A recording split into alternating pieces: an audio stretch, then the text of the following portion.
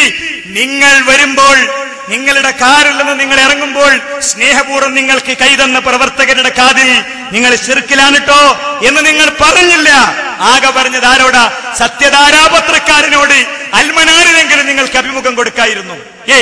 എന്നാൽ ഇതേ വാദം, ഇതേ വരി ഇത് മടവൂർ വിഭാഗം ഉപയോഗിച്ച് മുജാഹിദികൾക്കെതിരിൽ ശിർക്ക് ആരോപിച്ചുകൊണ്ടിരിക്കുമ്പോ, ഹമീദ് ഫൈസി ഇത് ഉപയോഗിച്ച് ശിർക്ക് ആരോപിച്ചുകൊണ്ടിരിക്കുമ്പോ, അലി മദനി ഇത് ഉപയോഗിച്ച് ശിർക്ക് ആരോപിച്ചുകൊണ്ടിരിക്കുമ്പോ, ജമാഅത്തെ ഇസ്ലാമിക്കാരൻ ഈ വരികൾ ഉപയോഗിച്ചുകൊണ്ടിരിക്കുമ്പോ ജബ്ബാർ മൗലവിയെ സ്റ്റേജിലിരുത്തി അനസ് മൗലവി പറഞ്ഞത് മുതൽക്ക് കുറച്ച് നമ്മൾ കേൾക്കുക.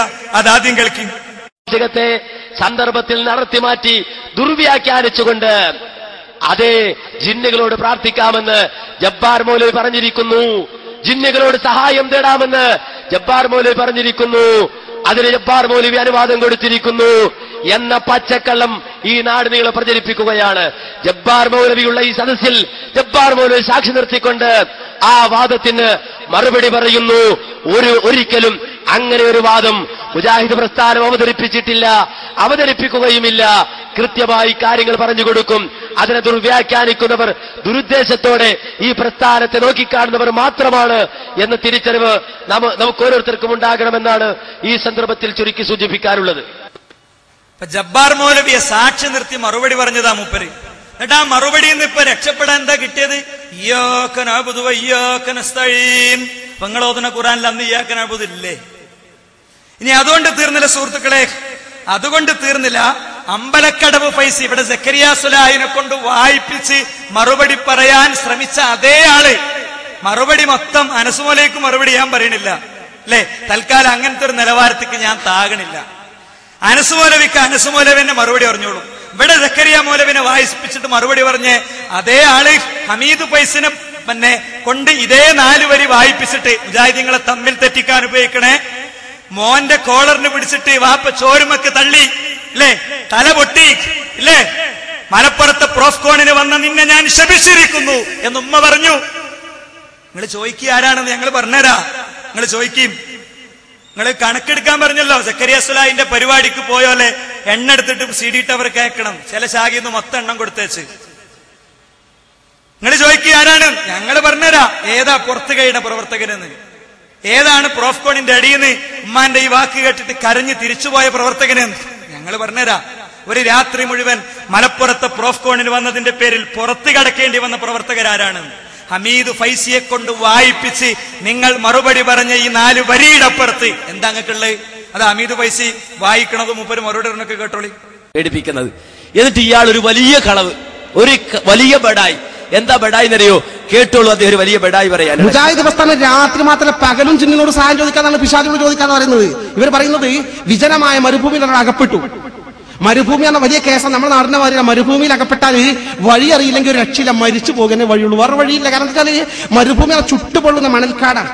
ഒരു ആരും തുണക്കുണ്ടാവില്ല, റോഡും ഇല്ല, വഴിയില്ല, മനുഷ്യന്മാരില്ലാത്ത വിജനമായ പ്രദേശം. റോഡ് അറിഞ്ഞില്ലെങ്കിൽ, വഴി അറിഞ്ഞില്ലെങ്കിൽ രക്ഷപ്പെടാൻ ഒരു വഴിയില്ല. അങ്ങനെ ഗത്യന്തരമില്ലാത്ത ഘട്ടത്തിൽ തൽക്കാലം സഹായം കിട്ടണമെങ്കിൽ പണ്ടൊക്കെ മുജാഹിദ് പറഞ്ഞ അള്ളാനോടല്ല മറ്റാരോടും പ്രാർത്ഥിക്കാൻ പാടില്ലെന്നാ. ഇപ്പൊ പറഞ്ഞത് അള്ളാനോടും പ്രാർത്ഥിക്കാ, ജിന്നിനോടും പ്രാർത്ഥിക്കാ, പിശാചിനോടും പ്രാർത്ഥിക്കാ, മഹാത്മാക്കളോട് പാടില്ല എന്ന് മാത്രമേ ഇപ്പൊ പറയുള്ളൂ. കളവ്. ഒരു വാചകത്തിന്റെ തുണ്ടുധരിക്കാൻ നിങ്ങൾക്ക് ധൈര്യമുണ്ടോ? അള്ളയല്ലാത്തവരോട് പ്രാർത്ഥിക്കാം, ജിന്നിനോട് പ്രാർത്ഥിക്കാം, പിശാചിനോട് പ്രാർത്ഥിക്കാം എന്ന് പറഞ്ഞ വാചകത്തിന് ഒരു തുണ്ട് തെളിവുദ്ധരിക്കാൻ നിങ്ങൾക്ക് കഴിയോ? അതോട്ട് ഇങ്ങനെ നടക്കരുത് വല്ലാണ്ട്. ഇത് കളവാണല്ലോ. ആ കളവാണ് മൂപ്പരോടെ സ്ഥാപിക്കാൻ നോക്കണം. അത് തെളിയില്ല, അത് തെളിയൂല. ആ കളവാണ് നിങ്ങൾ സ്ഥാപിക്കാൻ നോക്കണം, ഒരിക്കലും തെളിയൂല. ബാക്കിയോടെയും പറയട്ടെ. കളവ്. ഒരു വാചകത്തിന്റെ തുണ്ടുധരിക്കാൻ നിങ്ങൾക്ക് ധൈര്യമുണ്ടോ? അള്ളയല്ലാത്തവരോട് പ്രാർത്ഥിക്കാം, ജിന്നിനോട് പ്രാർത്ഥിക്കാം, പിശാചിനോട് പ്രാർത്ഥിക്കാം എന്ന് പറഞ്ഞ വാചകത്തിന് ഒരു തുണ്ട് തെളിവുദ്ധരിക്കാൻ നിങ്ങൾക്ക് കഴിയോ? ഇതല്ലാത്ത നിങ്ങൾ ഇവിടെ ഇപ്പൊ വായിച്ചതല്ലാത്തൊരു തുണ്ടുദ്ധരിക്കാൻ നിങ്ങൾക്ക് പറ്റുമോ? നിങ്ങൾ കൊണ്ടുവരും. മഞ്ചേരിയില് ഇത് ലാ ഇലാഹ ഇല്ലല്ലാഹനെ ബാധിക്കുന്ന വിഷയതുകൊണ്ട് വരും. ഞങ്ങൾ ഇനിയും വിശദീകരിക്കും. എന്റെ ബഹുമാനനായ ജേഷ്ഠ സുഹൃത്ത് അനസ് മൗലവി വരട്ടെ, അനസ് മൗലവി വരട്ടെ, പുതിയൊരു തുണ്ടോ കൊണ്ട് വരട്ടെ. ബാക്കി തുടങ്ങി. അള്ളയല്ലാത്തവരോട് പ്രാർത്ഥിക്കാം, ജിന്നിനോട് പ്രാർത്ഥിക്കാം, പിശാചിനോട് പ്രാർത്ഥിക്കാം എന്ന് പറഞ്ഞ വാചകത്തിന് ഒരു തുണ്ട് തെളിവ് ഉദ്ധരിക്കാൻ നിങ്ങൾക്ക് കഴിയോ എന്ന് ഞങ്ങൾ TP-യോടും അതേപോലെ അൻസുമോലിനോടും ചോദിക്കണം. മുജാഹിദുകൾ അല്ലാഹു അല്ലാത്തവരോട് പ്രാർത്ഥിക്കുന്നുണ്ട്. നുണ നമ്പർ 1 അത് ശിർക്കല്ല എന്നാണ് അവരെ വാദം. നുണ നമ്പർ 2 അത് വസീലത്തു ശിർക്ക് ആകുള്ളൂ എന്നാണ് അവരെ വാദം. നുണ നമ്പർ 3 ഈ വെല്ലുവിളി TP-ക്കും കൂടിയുള്ള വെല്ലുവിളിയാണ്. ഒരു വാചകത്തിന്റെ തുണ്ട് ജിന്നുകളോട് പ്രാർത്ഥിക്കാന്ന് മുജാഹിദുകൾ പറഞ്ഞത്രേ. അങ്ങനെ വാദിക്കണത്രേ. ശൈത്താനോട് പ്രാർത്ഥിക്കാന്ന് പറഞ്ഞു അത്രേ. നിങ്ങൾക്ക് ഉദ്ധരിക്കാൻ പറ്റുമോ? ഇല്ല. എന്റെ മൂപ്പര് ഇത് പറഞ്ഞിട്ട് ഉദ്ധരിക്കുന്നത് കേട്ടോളൂ. ഉദ്ധരിക്കുന്ന വാചകം എന്താ കേട്ടോളൂ.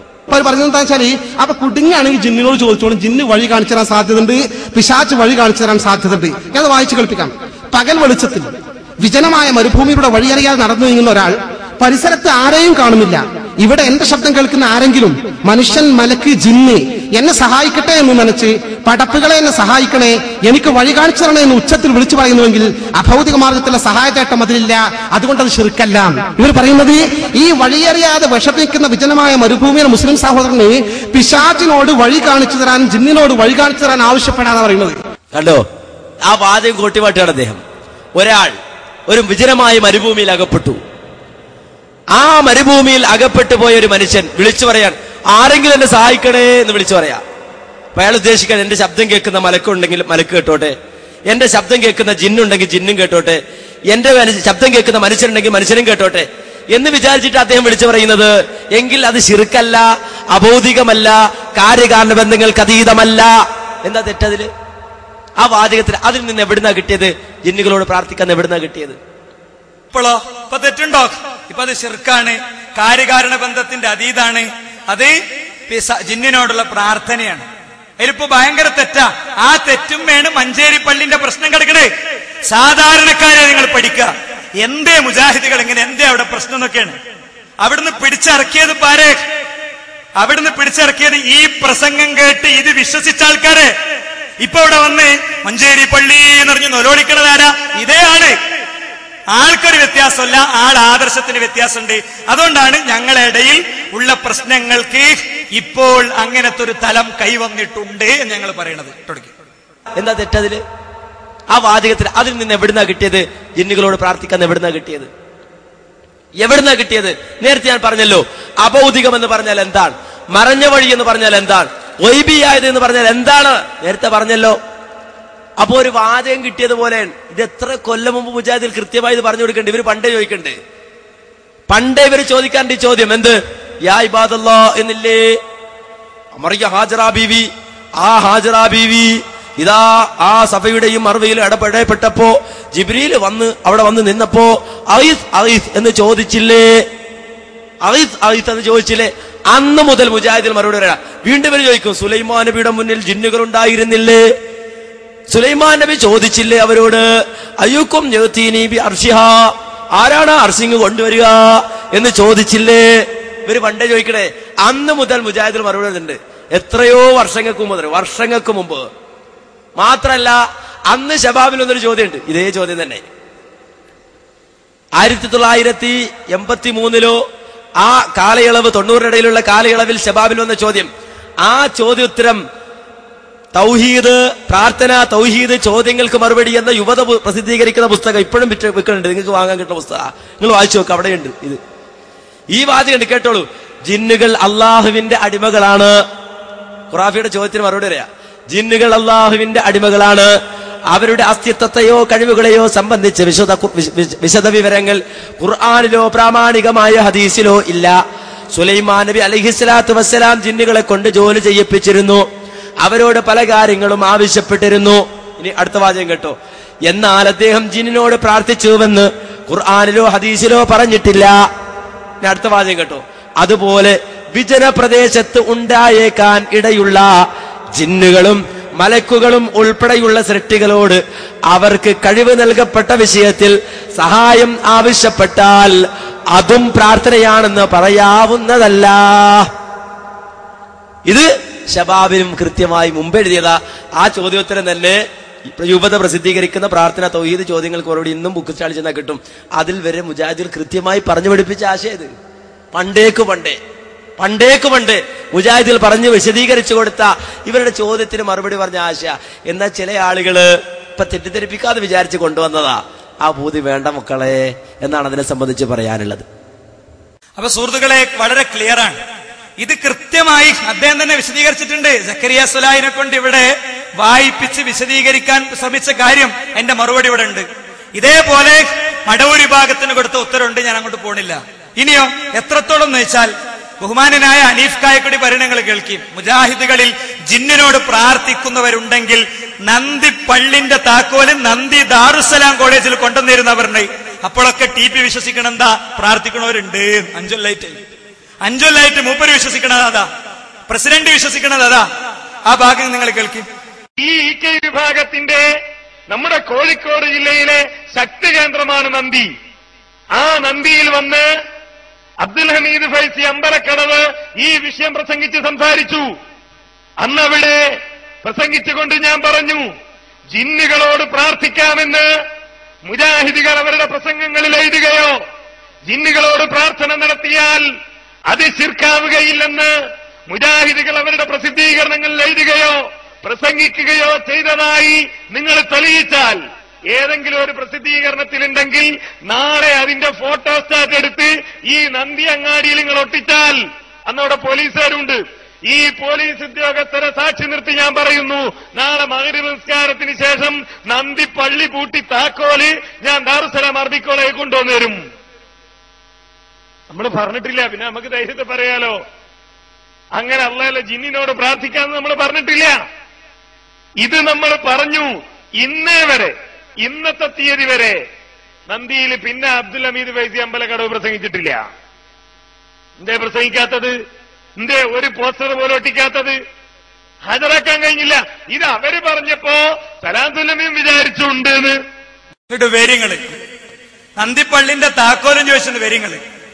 ഇത് ടി പി എന്താ വിശ്വസിച്ച 5 കൊല്ലായിട്ട് മുജാഹിദുകൾ ശിർക്കിലാണ്. ബഹുമാനനായ ടി പി മടവൂർ വിഭാഗത്തോട് അദ്ദേഹം പലതവണ ചർച്ചക്കും ഐക്യത്തിനും പോയപ്പോ ഞങ്ങൾക്കാർക്കും മനസ്സിലായിട്ടില്ല. ഈ ടേം തുടങ്ങിയപ്പോ കീഴ്ഘടകത്തെയും ഉപഘടകങ്ങളെ IMB ഇങ്ങനത്തെ ഇതിനാണ് ഉപഘടകം എന്ന് പറയാം. കീഴ്ഘടകം എന്ന് പറഞ്ഞാൽ ISM MSM ഒക്കെ. ഇതിന്റെ പ്രതിനിധികളൊന്നും പിന്നെ KNM-ന്റെ ഒരു ബോഡിയിലേക്കും ക്ഷണിക്കപ്പെടുന്നില്ല. കാരണം എന്താ അറിയോ, ഐക്യം വന്നപ്പോഴൊക്കെ ആ ഐക്യത്തെ പൊളിച്ചതും ആ ഐക്യം പറ്റൂല എന്ന് പറഞ്ഞതും ആരാ? ഇങ്ങനെ ചെന്നോരാണ്. എത്രത്തോളം എന്ന് വെച്ചാൽ പ്രൊഫസർ അബ്ദുൽ സാറിന്റെ ഒരു കമന്റ് ഉണ്ട്, ഇവിടെ ക്ഷണിതാക്കളെ വന്നവരോട് ഇരുന്നാ മതി, ഞങ്ങളാണ് പറയും എന്നുവരെ ഞങ്ങളെടുത്ത് പറഞ്ഞിട്ടുണ്ട്. അപ്പൊ എന്താ വിഷയം? ടി പി ഇത് മനസ്സിൽ കൊണ്ടെടുക്കായിരുന്നു. അവസരം കിട്ടിയപ്പോ പുറത്തേക്ക് വന്നു എന്നല്ല, മടവൂരിസമാണ് പൂർണ്ണമായി നടക്കുന്നത് എന്ന് ഇൻഷാ അല്ലാഹ് ഞാൻ നിങ്ങൾക്ക് കാണിച്ചു തരാം. ഓരോന്നും രേഖസഹിതം ഞാൻ നിങ്ങൾക്ക് കാണിച്ചു തരാം. അപ്പോ ഇതിന്റെ അടിസ്ഥാനത്തിൽ ബഹുമാന്യരായ EK വിഭാഗം നന്ദിപ്പള്ളിയുടെ താക്കോൽ ചോദിച്ചാൽ നിങ്ങൾ ഇപ്പോൾ കൊടുക്കുമോ? ഈ ചോദ്യത്തിന്റെ ഉത്തരം ഗോപി അമ്പലത്തിൽ പോയി ജിന്നിനോട് പ്രാർത്ഥിക്കുന്നുണ്ടെന്നല്ല. ഈ ചോദ്യത്തിന്റെ ഉത്തരം ഏതോ അറബികൾ അവിടെ എന്തോ ട്രീറ്റ്മെന്റ് നടത്തുമ്പോ വേണ്ടാത്ത ചെയ്യുന്നുണ്ട് എന്നുള്ളതല്ല. നമ്മൾ ചോദിച്ചതിന്റെ ഉത്തരം കിട്ടണ്ട്. ചോദിച്ചതിന്റെ ഉത്തരം നിങ്ങൾ വരുന്നുണ്ടെങ്കിൽ, നിങ്ങൾക്ക് പറ്റുമെങ്കിൽ നിങ്ങൾ പറയുന്നുണ്ടെങ്കിൽ. ഇനി അനസൊരു ഓഫറും കൂടി കൊടുത്തു. ഇത് തെളിയിച്ചാൽ ഞാൻ സ്റ്റേജിൽ കയറൂല. ഒരു വാചകം അവിടെ പറഞ്ഞിട്ടിരുന്നു, മടവൂരികൾക്കെതിരെ. മുമ്പ് കയറണില്ല. നിങ്ങളാ പറയണ കേട്ടോളി. ഏതെങ്കിലും ഒരു ഉദ്ധരണി എവിടെയെങ്കിലും കണ്ടാൽ അതെടുത്തുദ്ധരിച്ച് കോട്ടിമാട്ടി അത് ദുർവ്യാഖ്യാനിച്ചുകൊണ്ട് മുജാഹിദുകൾ ജിന്നിനോട് പ്രാർത്ഥിക്കാം എന്ന് പറയുന്നവരാണ് എന്ന് തെറ്റിദ്ധരിപ്പിക്കാൻ ചില ആളുകൾ ബോധപൂർവ്വം ശ്രമിക്കുകയാണ്. 1000 കുതിരശക്തിയോടെ അത്തരം വാദമുന്നയിക്കുന്നവരെ വെല്ലുവിളിക്കുന്നു.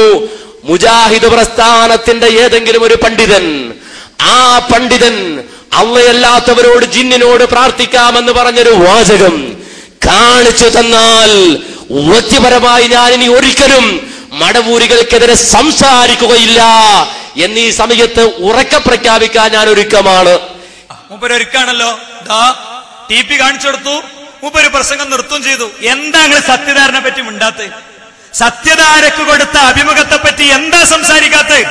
പറയണം, ജനങ്ങളോട് വിശദീകരിക്കണം. കൊടുക്കാൻ കണ്ട സാധന സത്യധാര. അപ്പോ എന്താ തെളിയിച്ചല്ലോ, മുജാഹിദികളിൽ പ്രാർത്ഥിക്കണവരുണ്ട് എന്ന്. ഏതാ? ഒരെന്നെ മറുപടി പറഞ്ഞാൽ 4 വരി, വേറൊന്നുമില്ല. ആ 4 വരി വെച്ച് തെളിയിച്ചപ്പോ മൂപ്പര് പ്രസംഗം നിർത്തി എന്നാണ് തോന്നുന്നത്. ഇനി ഇതിലേറ്റവും വലിയ ആള്, ഈ ഫിത്നന്റെ മുഴുവൻ സ്ക്രൂ ഡ്രൈവർ തിരിക്കുന്ന ബഹുമാനനായ അബ്ദുറഹ്മാൻ സലഫി, അദ്ദേഹത്തെ കൊണ്ടും ഇത് പറയിപ്പിച്ചിട്ടില്ലേ റബ്ബ്? ഉണ്ട്. കാരണം എന്താ അറിയോ, ഇല്ലാത്തൊരു കാര്യം ഒരു ആർട്ടിഫിഷ്യൽ സാധനം. ഇത് പുതുതായി ഉണ്ടാക്കിയൊരു സാധനമാണ്. അതുകൊണ്ട് 2011 അദ്ദേഹം പയ്യന്നൂരിൽ വെച്ച് പറഞ്ഞു, നിങ്ങൾ കേട്ടോളി. ഇപ്പത്തെ പശ്ചാത്തലത്തിൽ അദ്ദേഹത്തിന്റെ വാചകത്തെ നിങ്ങൾ തന്നെ എങ്ങനെ പോസ് ചെയ്തൊന്ന് ആലോചിച്ചാൽ മതി. ജിന്നുകളോട് വിളിച്ചു പ്രാർത്ഥിക്കാമെന്ന് മുജാഹിദുകളിൽ ഒരു വിഭാഗത്തിന് അഭിപ്രായമുണ്ട് എന്ന് നോട്ടീസ് എഴുതി പ്രസംഗിച്ച് നാടുനീളെ നടക്കുന്ന ചില ആളുകളുണ്ട്. അങ്ങനെ ഒരു അഭിപ്രായം മുജാഹിദ് പ്രസ്ഥാനത്തിനില്ല എന്ന് സംശയലേശമന്യേ ഇവിടെ വിശദീകരിച്ചു കഴിഞ്ഞു. ഇനിയും അനാവശ്യമായി അത്തരം ഉദ്ദേശങ്ങൾ വെച്ചുകൊണ്ട് ഒരു പദം എന്ന് പറഞ്ഞ് അത്തരം ദുർവ്യാഖ്യാനങ്ങളുമായി നടക്കേണ്ടതില്ല. അബ്ദുറഹ്മാൻ സലഫി പറഞ്ഞെന്താ അറിയോ? പയ്യന്നൂരിൽ വെച്ച് മുജാഹിദ് പ്രസ്ഥാനത്തിൽ ആരും അങ്ങനെ ചെയ്യണവരില്ല. മുജാഹിദ് പ്രസ്ഥാനത്തിൽ ആരും ആ പണി ചെയ്യണവരില്ല. ഏത്?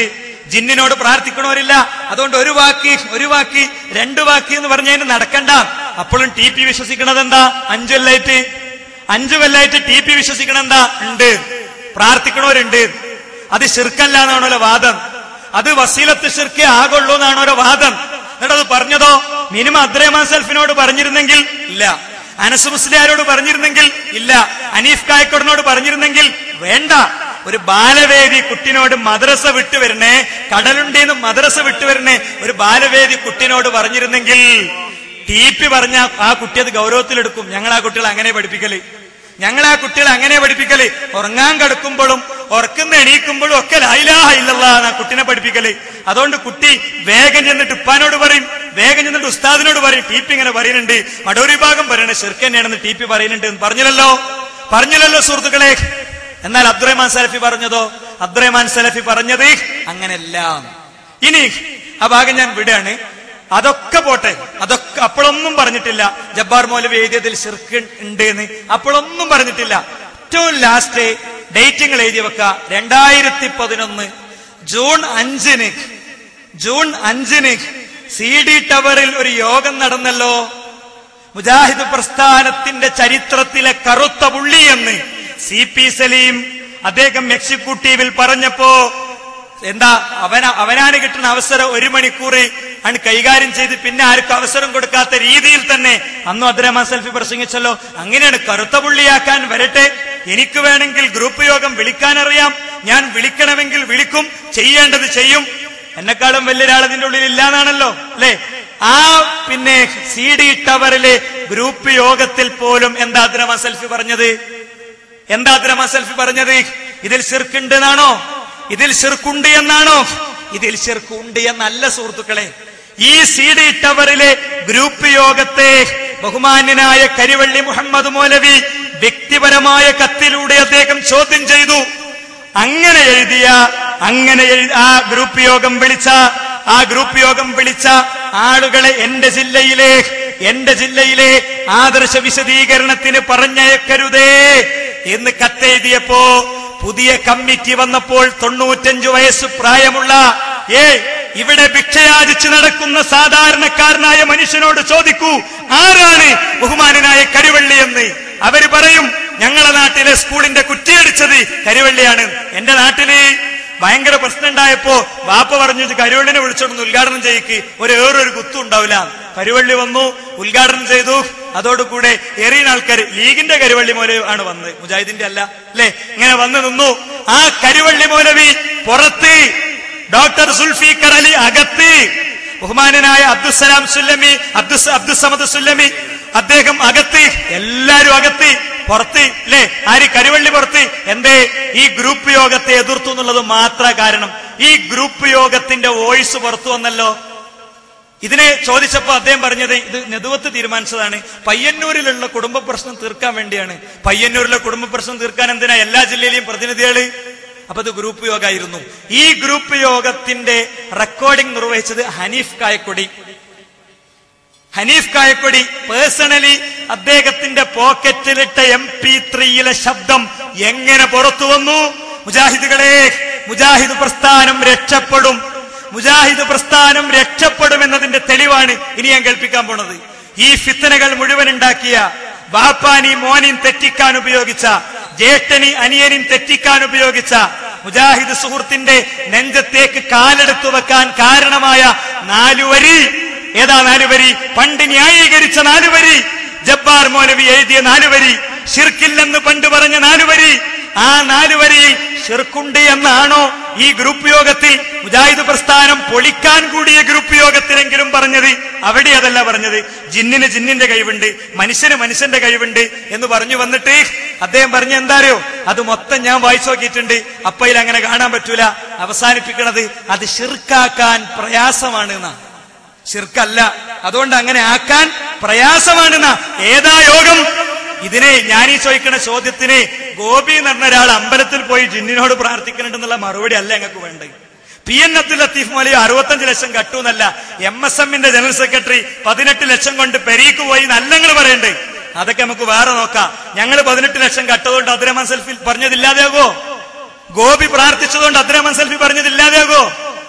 പിന്നെ ഗൾഫിലുള്ള പെണ്ണിനെ കെട്ടിപ്പിടിച്ച ചികിത്സയാണ് ഇവിടെ കൊണ്ടുവരാൻ ഞങ്ങൾ വിചാരിക്കണത് തന്നെ നിങ്ങൾ കരുതിക്കോളി. അതന്നെയാണ് ഞങ്ങൾ കൊണ്ടുവരുന്നത് നിങ്ങൾ വിചാരിച്ചോളി. എന്നാൽ ഈ പറഞ്ഞതില്ലാതെയാകൂ. ഒട്ടൊടുക്കിയും അദ്ദേഹം പറയട്ടെ, എഴുതിയും കാണിക്കുന്നുണ്ട്, ശരിക്കും ശ്രദ്ധിക്കുക.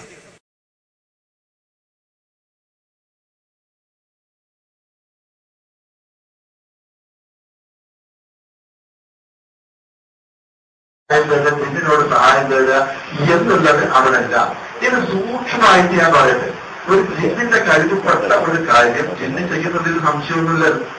അപ്പൊ അവിടേക്ക് ഇങ്ങനെ പോയി എന്നിട്ട് ആ കഴിവിൽപ്പെട്ട കാര്യം ജിന്ന് ചെയ്യുകയാണെങ്കിലോ എന്നിങ്ങനെ പറഞ്ഞു പോയി അതിന്റെ വാചകങ്ങൾ ഓരോന്നോടും എടുത്തു നോക്കുകയാണെങ്കിൽ കുറച്ചൊക്കെ ഒരു പിടിച്ചിരിക്കാൻ പറ്റുന്ന നിലക്ക് ഒരു എഴുതിയതിൽ കാണാം. അതുകൊണ്ട് നമ്മൾ ആവശ്യമില്ലാത്തടത്തേക്ക് നമ്മൾ പോകണ്ട.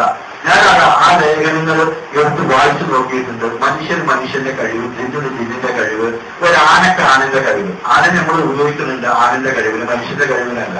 പക്ഷെ ഇന്നും ആന തമ്മിലുള്ള വ്യത്യാസം. ആന നമ്മൾ കാണും, മരപ്പലിക്ക് ആന പറ്റും. അതുകൊണ്ട് ആന ഉപയോഗിച്ചിട്ട് നമ്മൾ മരപ്പലിക്കുന്നുണ്ട്. ജിന്നിനെ നമ്മൾ കാണൂല. കാണാത്ത ഈ സാധനത്തിന്റെ കഴിവും പറഞ്ഞുകൊണ്ട് ആ കഴിവിൽപ്പെട്ടവർ ആരും ഇത്ര വലിയ ബുദ്ധിമുട്ടും പോകാറില്ല. ഈ സഹായതേട്ടം ചെന്നെത്തിക്കുന്നത് അവസാനം ശിർക്കിലേക്കാണ്. അതന്നെ ഞങ്ങളും പറയുന്നുള്ളൂ. അതിനാണ് വസീലത്ത് ശിർക്ക് എന്ന് അറബി പറയാം. അതിനാണ് വസീലത്ത് ശിർക്ക്. എന്ത്? ശിർക്ക് ചെന്നെത്തുന്ന സാധനം, അതാണ് വസീലത്ത് ശിർക്ക്. അപ്പോ 2011 ജൂൺ 5, ഇത് 2013, 2012 നടപടി മുഴുവൻ. അപ്പോഴൊക്കെ പറഞ്ഞതെന്താ? ഇത് ശിർക്കിലേക്ക് എത്തിക്കൊള്ളത് ശിർക്കാന്ന് മൂപ്പര് പറയണില്ലല്ലോ. ബാക്കി കൂടി കേട്ടോളി. എന്നാലോ അതിനപ്പുറം ഈ സഹായം ചോദിക്കൽ തൊട്ട് ചെന്നെത്തിക്കുന്നത് അവസാനം ശിർക്കിക്കാണ്. ഒരു മുവഹിദ് അതിനപ്പുറം ഈ സഹായം ചോദിക്കൽ തൊട്ട് ചെന്നെത്തിക്കുന്നത് അവസാനം ശിർക്കിക്കാണ്. ഒരു മുവഹിദായ ഒരാൾ ഇങ്ങനെ പറഞ്ഞിങ്ങനെ വെട്ടുമ്പോ ആ വാചകത്തിൽ നമുക്ക് പിടിച്ച് ശിർക്കാക്കാൻ കുറച്ച് പ്രയാസം ഉണ്ടാകും. ഒരാൾ ഇങ്ങനെ പറഞ്ഞിങ്ങനെ വെട്ടുമ്പോ ആ വാചകത്തിൽ നമുക്ക് പിടിച്ച് ശിർക്കാക്കാൻ കുറച്ച് പ്രയാസം ഉണ്ടാകും. പ്രത്യേകിച്ച് ഈ ഖനന പ്രശ്നത്തിന്റെ ഫീൽഡിൽ തന്നെ നിൽക്കുന്ന സക്കരിയാന്റെ വാക്കുകൾ ഒരു വാചകത്തിന്റെ അടിയിൽ വെച്ചിട്ട് പറയുന്ന പോലെയല്ല ലേഖനം മുഴുവൻ വായിക്കാനുണ്ടാകുക. കണ്ടോ? അപ്പൊ എന്താണിത് ഇവിടെ ആലോചന നടക്കുന്നത്? സക്കരിയാനെ എങ്ങനെ ഇല്ലാതാക്കാന്ന് അപ്പൊ പറയുന്ന ചർച്ചയാണ്. KKP അബ്ദുള്ളയാണ് ഉന്നയിക്കുന്നത്. ഇത് ശിർക്ക് തൗഹീദിന്റെ പ്രശ്നമാണെന്ന് വാദിക്കണം. അപ്പോഴാണ് ഇത് ശിർക്കാക്കാൻ പ്രയാസാണ്. പ്രത്യേകിച്ച് സക്കരിയാന്റെ മുമ്പിൽ. സക്കരിയാന്റെ മുമ്പിലേക്ക് അറിയാം. അതുകൊണ്ടാണ് ആകെ ഇവിടുത്തെ പ്രശ്നം. അതുകൊണ്ട് എന്നോട് ജാമ്യ നദിവിയന്റെ മാർബിൾ വിരിച്ച പിന്നെ എന്താ പറയാ ലൈബ്രറിന്റെ സ്റ്റെപ്പിൽ നിന്ന് പണ്ടേ എങ്ങനെ പറയേണ്ടതെന്ന്. അതുകൊണ്ടാണ് ബഹുമാന സക്കരിയ മൗലവിയെ അദ്ദേഹത്തിന്റെ ഒരു ശിഷ്യൻ എന്നുള്ള നിലക്ക് നമ്മളതൊന്നും അറിഞ്ഞിട്ടില്ല എന്നുള്ള നിലക്ക് വരുത്തി തീർത്തന്നെ അദ്ദേഹത്തെ കൊണ്ടുവരേണ്ടി വന്ന്. ഈ സംഘടനന്റെ ഉള്ളിലെ അടിയൊഴുക്കുകൾ സാധാരണ പ്രവർത്തകർ അറിയരുത്. അവർ കരയരുത്. അവർ ഇവർക്കെതിരിൽ സുജൂദിൽ പ്രാർത്ഥിക്കരുത്. അവരിവരുടെ മയ്യത്ത് നിസ്കാരത്തിന്റെ വിവരം അറിയുമ്പോൾ പോകാതിരിക്കുന്ന ഘട്ടം ഉണ്ടാകരുത് എന്ന് ഇപ്പോഴുള്ള പ്രായത്തിൽ 10 വയസ്സ് കുറവാ അന്ന് നമ്മൾ ചിന്തിച്ചിട്ടുണ്ട്. നിങ്ങൾക്ക് മനസ്സിലായോ? അതുകൊണ്ടായി പറഞ്ഞ് പരലോകത്തെ കോടതിയിൽ മാത്രം തെളിയണ കുറച്ച് കാര്യങ്ങളുണ്ട്.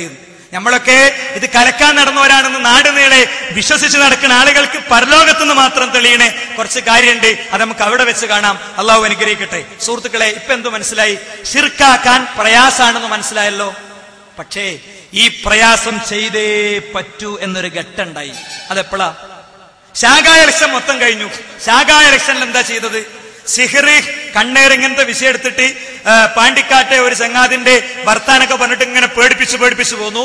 അപ്പൊ CP സലീമിനെ പോലെയുള്ള നമ്മുടെ പണ്ഡിതന്മാർ സംഘടനാ വേദിയിൽ നിന്ന് തന്നെ പ്രസംഗിക്കാവുന്ന ആളുകൾ മടവൂർ വിഭാഗത്തിന് മറുപടി പറഞ്ഞു. മടവൂർ വിഭാഗം പറയുന്നത് സിഹർ ഇല്ല എന്നാണ്, അമാനി മോലിന്റെ പരിഭാഷയിലുണ്ട്. മടവൂർ വിഭാഗം പറയുന്നത് റുഖിയ ശർഈ ഇല്ല എന്നാണ്, KM മൗലവിയുടെ പുസ്തകത്തിലുണ്ട്. ഇതാണ് പറഞ്ഞപ്പോ പ്രവർത്തകർക്ക് മനസ്സിലായി, അല്ല അബ്ദുറഹ്മാൻ സൽഫി പറഞ്ഞതിനുള്ള മറുപടി ആണല്ലോ ശരിക്കത്. അത് ഇവർക്കും മനസ്സിലായപ്പോ ടീപ്പിന്റെ ഫോൺ സലീം കാക്ക്, പിന്നെ മടവൂർ വിഭാഗത്തിന് മറുപടി പറയണ്ട. അല്ല സലീം, തൽക്കാലം എന്നത്തേക്കുള്ളതാണോ സർ, ഇന്നത്തേക്കുള്ളതാണോ? അല്ലെ, തൽക്കാലം ഇന്നത്തേക്കുള്ളതാണെന്ന് വാങ്ങി. പിന്നെ കണ്ടെന്താ വെച്ചാൽ ഓരോ സ്ഥലത്തെത്തുമ്പോ അവിടുന്ന് പറയണ്ട. അവസാനം കണ്ണൂരിൽ നിന്ന് ട്രെയിൻ കയറിയ CP സലീം പിന്നെ എന്താ പറയാ, കായംകുളത്തിറങ്ങി വിശ്രമിക്കുന്നതിനിടെ ദൗത്യ സംഘം എന്താ, ഇവിടെ മടവൂരികൾക്ക് മറുപടി പറയാൻ പറ്റൂല, മടവൂരികളെ പറ്റി പറയാൻ പറ്റൂല. എന്നെ പോലെ ഇത്ര പ്രിയപ്പെട്ടവരായത് കഴിഞ്ഞ 10 കൊല്ലം കോടികൾ മുടക്കിയത്, പ്രവർത്തകരെടുത്തുനിന്ന് പിരിച്ച ക്യാഷിലെ കോടികൾ മുടക്കി പള്ളികളും ബാക്കിയും അവരെടുത്തുനിന്ന് കിട്ടാൻ വേണ്ടി കേസ് നടത്തി നമ്മൾ. വാപ്പ മോനോട് തെറ്റി, പള്ളികളിൽ നിന്ന് അവരെ പിടിച്ചു പുറത്തേക്കിട്ടു. അവരും നമ്മളും തമ്മിൽ ക്ലാഷ് ഉണ്ടായി. മഞ്ചേരി പള്ളിയിൽ ഇത് ആദ്യത്തെ പ്രശ്നമല്ല, എനിക്കോർമ്മയുണ്ട് കാവൽ നിന്നത്. ഇതൊക്കെ ഉണ്ടായ മടവൂർ വിഭാഗത്തോട് പറയാൻ പറ്റാത്തത് എന്താ? അദ്ദേഹം പറഞ്ഞു, മടവൂർ വിഭാഗം ശരിയല്ലാതെങ്കിലും ഞാൻ മിനിമം പറയും, അതും പറ്റൂല. എന്നാ പിന്നെ എനിക്ക് പ്രസംഗിക്കണ്ട, അടുത്ത ട്രെയിനിന് തീയങ്ങളോടെ വെച്ചോളി എന്ന് പറഞ്ഞ് ജനറൽ കമ്പാർട്ട്മെന്റിൽ കയറി അദ്ദേഹം തിരിച്ചു പോന്നു അല്ലേ. എന്നാൽ ഇത് ശിർക്കാക്കേണ്ടി വന്നത് എപ്പോഴാണ്? ജില്ലാ ഇലക്ഷനൊക്കെ കൂടെ എത്തിയപ്പോ ജനങ്ങൾക്ക് ചിലത് തിരിഞ്ഞു കണ്ടപ്പോ ബോംബ് പൊട്ടിക്കേണ്ടി വന്നു. മുജാഹിദുകൾ ശിർക്കിലേക്ക്. മടവൂർ വിഭാഗം ഉദ്ധരിച്ച അതേ 4 വരി, കഴിഞ്ഞ 10 വർഷം മറുപടി കൊടുത്ത അതേ 4 വരി, വേറൊന്നുമില്ല. അപ്പോൾ മടവൂർ വിഭാഗത്തിന് ചെയ്യേണ്ടത് നമ്മുടെ നേതാക്കൾക്കും ചെയ്യേണ്ടി വന്നു. അതെന്താ? അത്രയും കാലം ജിന്നും മലക്കും ഭൗതികമായിരുന്നു. 2007 ഫെബ്രുവരിയിലക്കം വിചിന്തനം, 2007 ഫെബ്രുവരിയിലക്കം വിചിന്തനം, 2007 ഫെബ്രുവരിയിലക്കം വിചിന്തനത്തിൽ കാണുന്നു എന്ത്? ജിന്നിന്റെയും മലക്കിന്റെയും കഴിവ് ഭൗതികമാണ്. ജിന്നിന്റെയും മലക്കിന്റെയും കഴിവ് ഭൗതികമാണ്. 2013 ഫെബ്രുവരിയിൽ കാണുന്നു ജിന്നിന്റെയും മലക്കിന്റെയും കഴിവ് അഭൗതികം തന്നെ. അബ്ദുറഹ്മാൻ സലഫി ജിന്നിന്റെ കഴിവ് അഭൗതികമാണ് എന്ന് പറഞ്ഞ നിങ്ങൾ കേട്ടോളി. ഇവിടുന്ന് അങ്ങട്ടാണ് സമസ്തക്ക് ലാ ഇലാഹ ഇല്ലല്ലാഹുവിൽ തെറ്റുപറ്റിയതുപോലെ, ജമാഅത്തെ ഇസ്ലാമിക്ക് തെറ്റുപറ്റിയതുപോലെ, മടവൂർ വിഭാഗത്തിന് തെറ്റുപറ്റിയതുപോലെ ബഹുമാനരായ എന്റെ ഗുരുനാഥന്മാർക്കും നേതാക്കന്മാർക്കും തെറ്റുപറ്റിയിരിക്കുന്നു. അത് സമസ്തക്കാരോട് പറയുന്ന മഞ്ചേരി ബസ് സ്റ്റാൻഡ് ഓഡിറ്റോറിയത്തിൽ പറയുന്നത് പോലെ പറയേണ്ട ഘട്ടമെത്തിയിരിക്കുന്നു എന്നതുകൊണ്ടാ പറയുന്നത്. ആലോചിച്ചിട്ട് ബഹുമാനനായ സലഫി ജിന്നിന്റെ കഴിവിനെ അഭൗതിക കഴിവാക്കണത് സമ്മേളനത്തിൽ വെച്ചാക്കുന്നത് നിങ്ങൾ കണ്ടോളൂ. ദൃശ്യമാണ്, അഭൗതികമാണ്. ആ ജിന്നിന്റെ കഴിവും അദൃശ്യമാണ്, അഭൗതികമാണ്. ആ ജിന്നിൽ നിന്ന് നാം പ്രതീക്ഷിക്കുന്ന സഹായമോ ഞാൻ ഇവിടെയുള്ള ഒരാളോട് ചോദിക്കുന്ന പോലെ, നിങ്ങൾ എന്നോട് പ്രതീക്ഷിക്കുന്ന പോലെയുള്ള സഹായമാണോ? അല്ല. അദൃശ്യമായ മാർഗത്തിലാണ് പ്രതീക്ഷിക്കുന്നത്, അഭൗതികമായ മാർഗത്തിലാണ് പ്രതീക്ഷിക്കുന്നത്. അതുകൊണ്ട് തന്നെയാണ് ജിന്നിനോടുള്ള സഹായത്തേട്ടം ഹാജറുണ്ടാകട്ടെ ഇല്ലാതിരിക്കട്ടെ അത് ശിർക്കാണെന്ന് വ്യക്തമാക്കിയിട്ടുള്ളത്. നമ്മൾ ശിർക്കാക്കാൻ പ്രയാസമുള്ളത്, ശിർക്കാക്കാൻ വേണ്ടി അദ്ദേഹം നടത്തിയ സർജറി ആയിരുന്നു ഇത്. എന്ത്? ജിന്നിനെയും മലക്കിനെയും കൊണ്ടേറ്റ് അബോധികാക്കി, അല്ലെങ്കിൽ ശിർക്കാവൂല. ആക്കാൻ പ്രയാസമുള്ളതിനെ ശിർക്കാക്കാൻ വേണ്ടി ചെയ്തു. ഇനി നിങ്ങൾ കേൾക്കുക. എന്നാൽ അതോടുകൂടെ നമ്മൾ തൗഹീദ് പൊളിഞ്ഞു. ആ തൗഹീദ് പൊളിയുമ്പോ അല്ലേ മുജാഹിദുകൾക്ക് നോക്കി നിൽക്കാൻ പറ്റൂല. മുജാഹിദുകൾക്ക് നോക്കിക്കാൻ പറ്റില്ല. ഇതാ ഇസ്ലാമിന്റെ ജീവൻ എന്ന പുസ്തകം. ഈ പുസ്തകം വായിച്ചാണ് അനസ് മൗലവി തൗഹീദ് പഠിച്ചത്, മുജാഹിദുകൾ തൗഹീദ് പഠിച്ചത്. എങ്കിൽ ഇതിലെഴുതിയതോ എന്നാൽ അഭൗതികമായ മാർഗത്തിൽ ഗുണവും ദോഷവും വരുത്താനുള്ള കഴിവ് ലോകരക്ഷിതാവായ അള്ളാഹുവിന് മാത്രമേയുള്ളൂ. ആ കഴിവ് അള്ളാഹ്ക്ക് മാത്രം ഉള്ളതാണ്. ബാക്കിയും കൂടി വായിക്കുമ്പോഴാ ഇത് ഈ വാചകം സമ്മേളനത്തിൽ വെച്ച് പറഞ്ഞ വാചകം മഹാനായ കുഞ്ഞീദ് മദനി വിയർപ്പ് കൊടുത്തുണ്ടാക്കിയ മുജാഹിദ് പ്രസ്ഥാനത്തിന്റെ വേദിയിൽ വെച്ച് പറഞ്ഞ വാചകം മണ്ണിൽ കിടക്കുന്ന വലിയ മനുഷ്യനുള്ള മറുപടിയാകുന്നത്. എന്താണത്? കേട്ടോളൂ. അവന്റെ പടപ്പുകളിൽ ഒരാൾക്കും ആ കഴിവില്ല. ജിന്നിന്റെ കഴിവ് അഭൗതികമെന്ന് അദ്ദേഹം പടപ്പുകൾക്കാർക്കും ആ കഴിവില്ല എന്നാര്? ബഹുമാനായ കുഞ്ഞീദ് മദനി. അതുകൊണ്ട് ഇത് വായിച്ചു പഠിച്ച അനസ് മൗലവിയും മടവൂർ വിഭാഗം ജിന്നിന്റെ കഴിവ് അഭൗതികമാണെന്ന് പറഞ്ഞപ്പോ 2007 ഫെബ്രുവരി ലക്കത്തിലെ വിചിന്തനത്തിന്റെ മറുപടി തന്നെ പറഞ്ഞു. ആ മറുപടി നിങ്ങൾ കേട്ടോളൂ.